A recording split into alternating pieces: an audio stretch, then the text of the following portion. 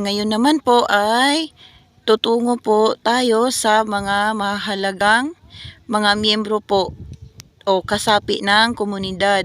Ang mga tagapagturo ng mga kabataan, ang mga spiritual warrior o yung mga spiritual healer, ayan, yung mga nangangayam din po, yung mga nagtatanim, yung mga magsasaka, yung mga taga-pugas daw po noong unang panahon na sa ngayon ay tinatawag nating mga magsasaka.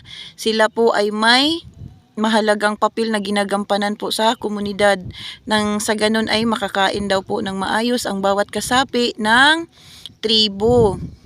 Ang mga nangingisda, mga nagtatanim, mga nagkakaingin, mga hilot, yung tagapagturo po na sa ngayon ay maihahalan tulad natin sa mga guro po natin, yung mga nagbibigay gabay po, yung tagapag po ng mensahe ng Panginoon, yung mga pastors po natin ngayon, sila po may mga ganyan din pong mga kasapi noon sa tribo o sa isang komunidad.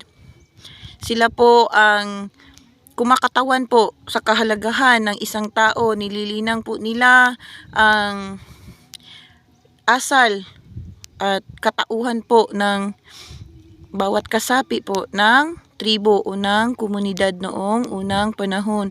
Kaya kung kayo po ay nabibilang po sa sektor po ng pagtuturo, kayo po ay mga tunay na bayani ng ating bansa.